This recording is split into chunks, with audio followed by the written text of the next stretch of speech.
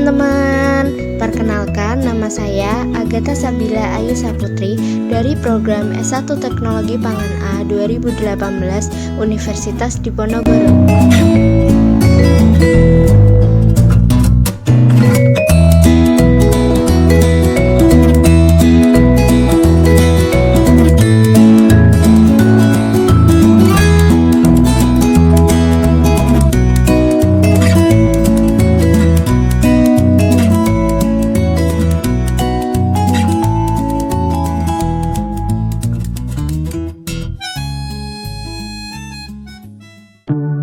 Threshold atau ambang rangsangan adalah konsentrasi terkecil dari suatu rangsangan yang mulai dapat menimbulkan besar. Ambang rangsangan terdiri dari ambang mutlak, ambang pengenalan, ambang perbedaan, dan thermal threshold. Agustina et al. 2016. Metode pengujian threshold merupakan salah satu metode untuk pengujian panelis dalam menentukan sensitivitasnya.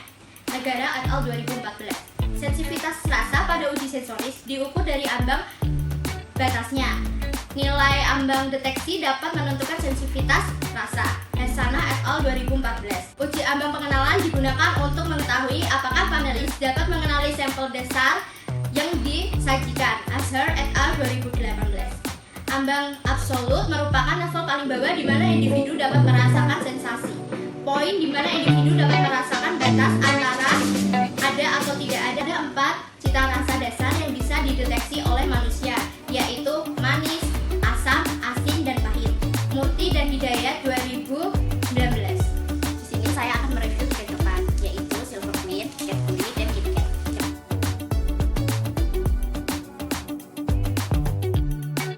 Pertama saya akan mereview coklat Silver Queen.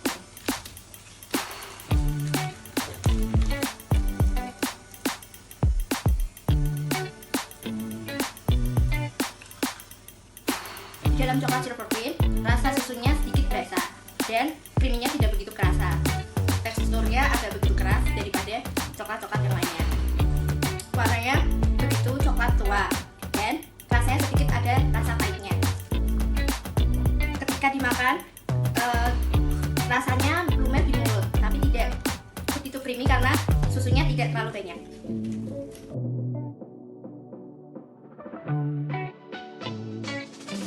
Selanjutnya, saya akan mereview coklat Cadbury.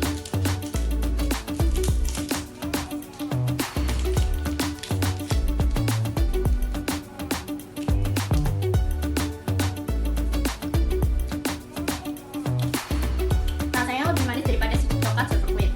Susunya lebih kerasa banget dan lebih creamy. Ada sedikit rasa pahitnya, tetapi ini menurut saya lebih enak daripada coklat Silver Queen.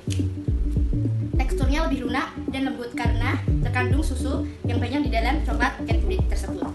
Warnanya coklat biasa, lebih muda daripada coklat Silver Queen. Aroma susunya juga begitu kerasa dan lebih cepat lumer ketika dimakan di dalam mulut daripada coklat Silver Queen.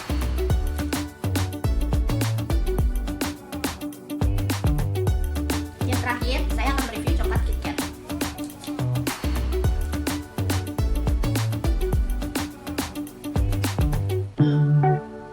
Coklatnya di sini kerasa manis dan rasa susunya lebih berasa, sama seperti coklat Cadbury. Dan teksturnya lebih sedikit keras daripada coklat Cadbury karena di dalam coklat KitKat ini ada wafernya. Dan warnanya sama seperti coklat Cadbury, coklat biasa, karena coklat Silver Queen itu warnanya lebih tua daripada coklat-coklat yang lainnya. Aroma susunya juga di sini begitu kerasa dan ketika dimakan itu coklatnya lebih lumer daripada coklat-coklat yang lainnya karena coklat KitKat itu lebih tipis, jadi dia lebih cepat lumer. Kita akan hasil praktikum pada food review. Rasa manis yang dihasilkan pada produk coklat berasal dari tambahan gula. Hal ini sesuai dengan pendapat Sukma dan Baik-Haki 2013 yang menyatakan bahwa pada sebuah produk coklat batang mengandung rasa manis karena adanya penambahan gula pada produk coklat dan kandungan susu yang ada pada produk coklat. Coklat yang meleleh saat dimakan karena memiliki titik leleh asam lemak bervariasi tergantung pada peningkatan panjang rantai, meningkatkan titik leleh, peningkatan tingkat kejenuhan, meningkatkan titik leleh, dan perubahan isomeris menjadi trans meningkatkan titik leleh. Hal ini sesuai dengan pendapat Isyana et al. 2015 yang menyatakan bahwa titik cair dan titik leleh lemak merupakan salah satu penentu utama tekstur dan kekerasan coklat batangan. Coklat yang baik adalah coklat yang tidak mencair dalam suhu ruang, tetapi meleleh ketika dia di dalam mulut, sehingga memberikan mouth feeling yang lembut. Hal ini sesuai dengan pendapat Rahmadewi 2018 yang menyatakan bahwa coklat yang baik adalah yang meleleh ketika di dalam mulut. Hal ini dipengaruhi oleh kestabilan lemak, kakao, dan lemak lain bersama komponen penyusun coklat batangan lainnya yang berinteraksi memberikan tekstur coklat secara keseluruhan. Kekerasan coklat merupakan salah satu faktor kunci yang menentukan mutu dan kesempurnaan produk ketika produk berada di dalam suhu ruang selama transportasi, pemasaran, dan konsumen. Coklat yang meleleh pada suhu ruang adalah coklat yang mengalami kerusakan. Hal ini sesuai dengan pendapat Kattenbrink 2011 yang menyatakan bahwa kerusakan coklat secara langsung berhubungan dengan kekerasan atau titik cair dari lemaknya. Titik leleh pada coklat batangan sangat dipengaruhi oleh lemak penyusunnya. Karena komposisi utama coklat batangan adalah lemak, yaitu sekitar 30%. Terus selanjutnya adalah keju. Di sini ada 3 keju, yaitu Kraft, Procis, dan Mac. Yang pertama saya akan mereview keju Kraft.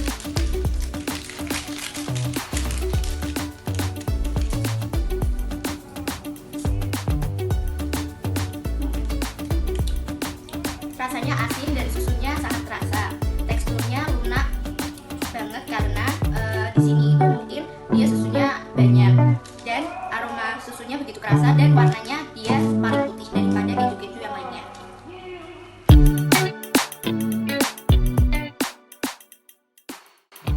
Merek keju yang kedua adalah keju Procis.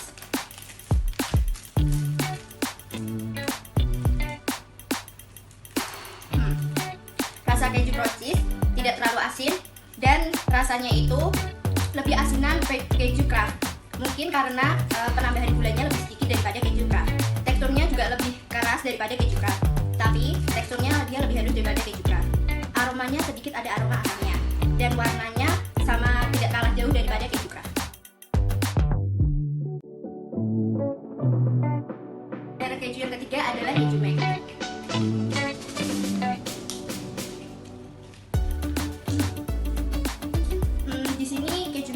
Warnanya lebih kuning daripada keju-keju yang lainnya ya, dan rasa asinnya juga tidak begitu kerasa asin daripada keju-keju yang lainnya, dan ada sedikit rasa manisnya. Teksturnya dia itu lebih keras daripada keju yang lainnya, dan ada sedikit rasa kasar-kasarnya, tidak begitu lembut daripada keju-keju yang lainnya. Aromanya dia juga sedikit ada aroma asamnya dan ada aroma susunya. Rasa asin yang muncul pada keju karena adanya kandungan garam, dan aroma garam yang muncul karena adanya bahan pembuat keju yaitu susu. Di dalam susu terdapat kandungan laktosa yang menyebabkan adanya bau seperti garam. Hal ini sesuai dengan pendapat Winarno 2017 yang menyatakan bahwa rasa asin yang timbul diperoleh dari penambahan garam dapur dan pembuatan keju. Penggaraman pada keju diantaranya bertujuan untuk menghasilkan flavor keju yang khas. Hal ini diperkuat dengan pendapat Legowo et al. 2019 yang menyatakan bahwa kandungan laktosa yang tinggi dan kandungan klorida rendah diduga menyebabkan susu berbau seperti garam. Susu yang baik memiliki rasa sedikit manis yang berasal dari laktosa, sedangkan rasa asin yang muncul dikarenakan pengaruh beberapa penggaraman mineral seperti garam klorida dan sitrat. Ciri khas keju adalah cita rasa yang sangat unik, yaitu adanya kombinasi rasa asin karena diberi garam dan asam adanya bakteri gram positif yang bersifat asam. Cita rasa keju dihasilkan oleh asam amino pada protein susu yang menggumpal akibat enzim proteolytik yang merupakan kombinasi dari beberapa rasa. Krishnanishi 2014. Menurut pendapat Setiawan et al. 2013, adanya perubahan pada produk olahan susu seperti keju disebabkan karena fermentasi laktosa, sitrat, dan senyawa organik lainnya menjadi bermacam-macam asam seperti asam ester, alkohol, dan senyawa pembentuk flavor dan aroma yang mudah menguap. Keju yang memiliki tekstur yang cenderung lunak dipengaruhi oleh lemak susu yang terlalu tinggi. Hal ini sesuai dengan pendapat Legowo et al. 2019 yang menyatakan bahwa tinggi kandungan lemak susu yang memiliki kadar air lebih sedikit menjadi tekstur keju agak terasa lunak. Produk yang ketiga adalah vitamin C. Yang pertama saya akan mereview Vitacimet.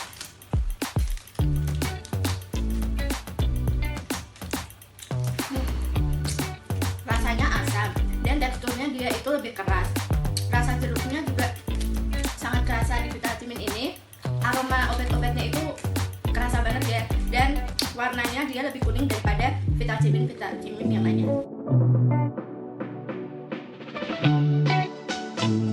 Merek yang kedua adalah Sonsi. Di sini semua saya pakai vitamin C-nya itu rasa jeruk ya.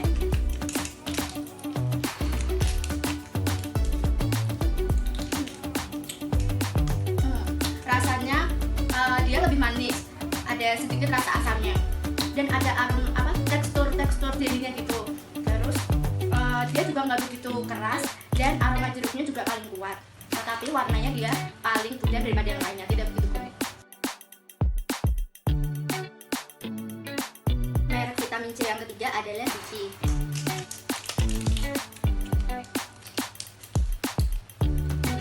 Kalau dari warnanya dia itu paling kuning tua, dan rasanya sedikit asam, dan dia di sini juga rasanya ada manisnya. Teksturnya dia keras sama seperti vitamin. Aroma jeruknya dia juga sangat terasa dan tidak begitu kuat aroma obat-obatannya. Vitamin C merupakan salah satu bahan kimia yang bersifat asam. Hal ini sesuai dengan pendapat Pratama et al. 2011 yang menyatakan bahwa vitamin C atau asam ascorbat merupakan senyawa yang bersifat asam dengan rumus empiris C6H8O6. Rasa asam dihasilkan oleh hidrogen H+. Hal ini sesuai dengan pendapat Asegaf 2017 yang menyatakan bahwa rasa asam ditimbulkan oleh bahan hidrogen H+.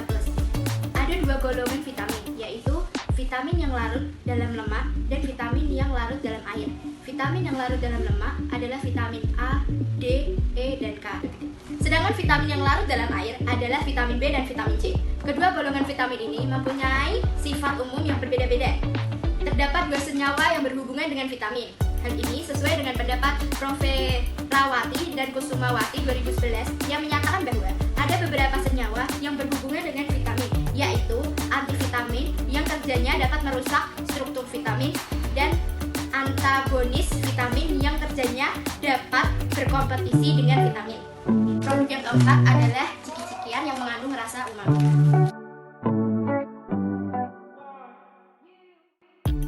Yang pertama, saya akan mereview ciki taro.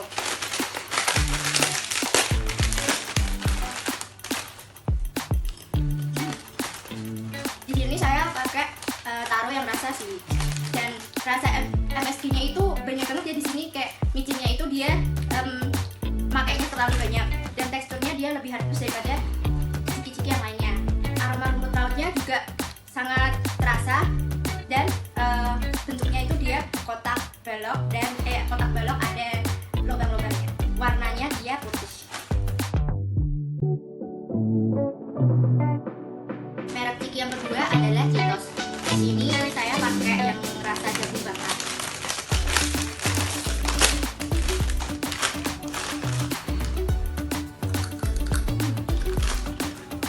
Citos itu dia nggak begitu banyak pakai MSG.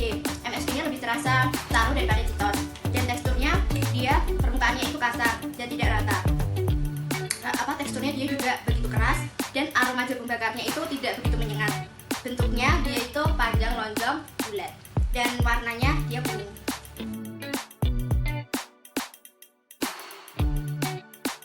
Merek ciki yang ketiga adalah Ciki Balls. Di sini saya pakai Ciki Balls yang rasa keju.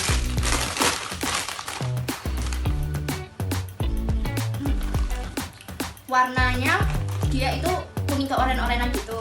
Terus bentuknya bulat, aroma kaldu ayamnya kerasa, dan bau MSG-nya itu dia begitu menyengat, tetapi micinnya tidak begitu kerasa. Teksturnya dia permukaannya itu kasar, dan di dalamnya itu banyak mengandung udaranya karena dia bentuknya bulat dan keras.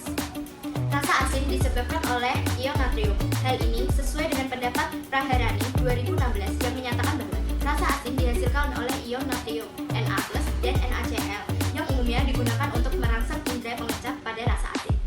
Monosodium glutamat adalah salah satu penyedap rasa yang berperan dalam rasa umami. Umami merupakan rasa yang muncul karena mengandung glutamat. Hal ini sesuai dengan pendapat Rahmadani dan Febrianto 2016 yang menyatakan bahwa rasa umami merupakan rasa yang muncul akibat adanya substansi yang mengandung glutamat. Contoh paling gampang terbentuknya rasa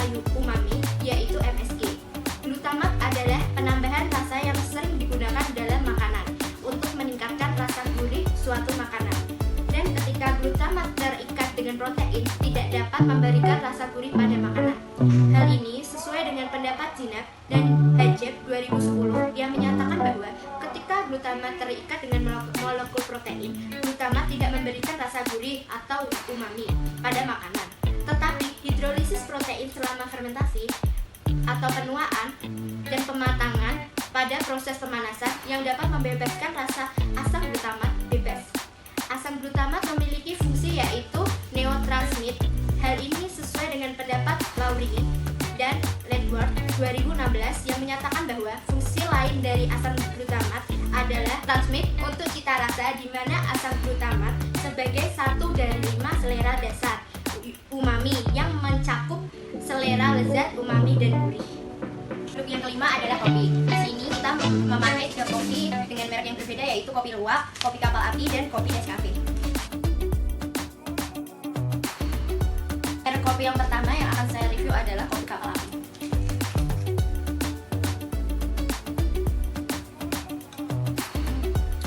Rasanya itu pahit, teksturnya dia tidak larut, tetapi ampasnya itu dia tidak mengumpal di atas, dan aromanya dia juga pahit.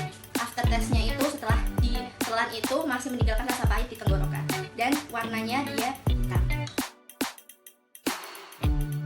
Selanjutnya merek kopi yang kedua adalah Nescafe. Nescafe tidak berampas, dan ampasnya itu semua dia larut, tidak ada yang tertinggal. Kita coba ya. Rasanya ada sedikit manisnya, tetapi rasa asamnya itu dia begitu kuat daripada kopi-kopi yang lainnya. Pahitnya juga dia tidak begitu pahit, tapi rasa asamnya itu di sini dia kerasa banget, dan wanginya itu dia ada sedikit wangi manis-manisnya dan wangi pahitnya. Aftertaste-nya itu setelah ditelan masih meninggalkan rasa pahit, dan warnanya dia lebih bening daripada kopi-kopi yang lainnya karena ampasnya dia larut dalam air. Merek kopi yang terakhir adalah kopi luwak. Di sini kopi luwak itu masih meninggalkan ampas, dan ampasnya itu masih ada yang tertinggal di atas permukaan. Kita coba ya rasanya. Kopi luwak menurut saya itu kopinya dia lebih pahit daripada kopi-kopi yang lainnya, lebih pahit daripada kopi kapal api atau Nescafe. Teksturnya dia juga tidak larut dan masih meninggalkan ampas-ampas di permukaannya itu. Terus aroma kopinya dia kerasa, dan aroma manisnya dia juga kerasa. Aftertaste-nya setelah ditelan itu masih meninggalkan rasa pahit di tenggorokan, dan warnanya dia hitam pekat sama seperti kopi kapal api. Rasa asam timbul pada kopi disebabkan oleh kompleks tanin. Hal ini sesuai dengan pendapat tadi 2010 yang menyatakan bahwa rasa pahit yang timbul di mulut disebabkan oleh kompleks tanin, dan protein air liur pada gilirannya mempengaruhi palatabilitas dan asupan makan. Tanin memiliki pengaruh yang sangat signifikan terhadap aktivitas enzim protease atau tripsin. Artinya, semakin tinggi kandungan tanin pada substrat tersebut menyebabkan aktivitas enzim protease menurun dan memecah protein menjadi asam amino. Selain tanin, rasa pahit yang timbul pada kopi disebabkan adanya kandungan kafein. Hal ini sesuai dengan pendapat Suryani 2017 yang menyatakan bahwa kafein ialah senyawa alkorit sarnitia berbentuk kristal dan berasa pahit yang bekerja sebagai obat perangsang psikoaktif dan diuretik ringan. Kafein dalam kondisi murni berupa serbuk putih berbentuk kristal, prisma hexagonal, dan merupakan senyawa tidak berbau serta berasa pahit. Namun, kafein yang ada dalam kopi tidak berpengaruh pada aroma kopi yang pahit. Hal ini sesuai dengan pendapat Clarke dan Birchcliff 2019 yang menyatakan bahwa kafein tidak memberikan pengaruh yang nyata terhadap aroma kopi, dan hanya memberikan rasa pahit sekitar 10-30% dari seduhan kopi.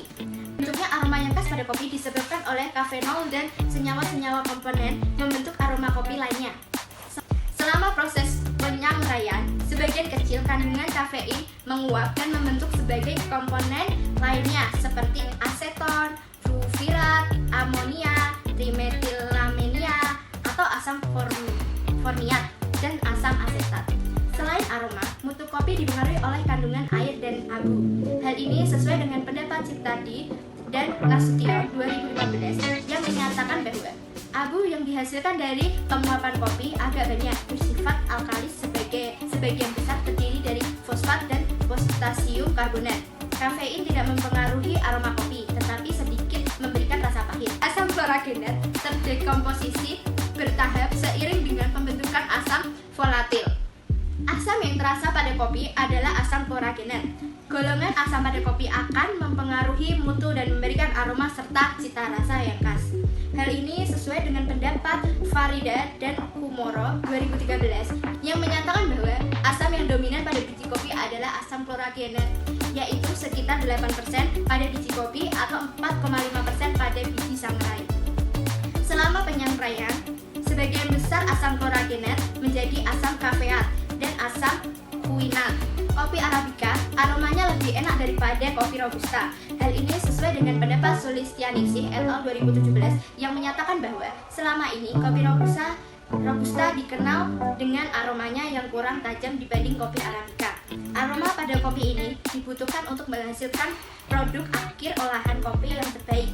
Hal ini sesuai dengan pendapat Murti et al. 2011 yang menyatakan bahwa aroma kopi disebabkan adanya proses oksidasi yang menyebabkan ikatan senyawa aromatik terputus. Ketika ikatan senyawa aromatik terputus, mudah bergerak sehingga menimbulkan aroma yang dapat dicium oleh indera penciuman. Pada saat ini, penyangraian aroma kopi Robusta akan lebih menyengat. Hal ini sesuai dengan pendapat Widyotomo et al. 2019 yang menyatakan bahwa aroma yang dimiliki kopi Robusta akan semakin menyengat seiring pengolahan selanjutnya, misalnya penyangraian. Berdasarkan hasil praktikum yang telah dilakukan, dapat disimpulkan bahwa rasa manis yang timbul karena adanya penambahan gula. Rasa asin dihasilkan oleh ion natrium atau Na+. Rasa asam timbul oleh bahan hidrogen atau H+. Umami muncul karena mengandung glutamat. Dan rasa pahit timbul karena adanya kandungan tanin dan kafein.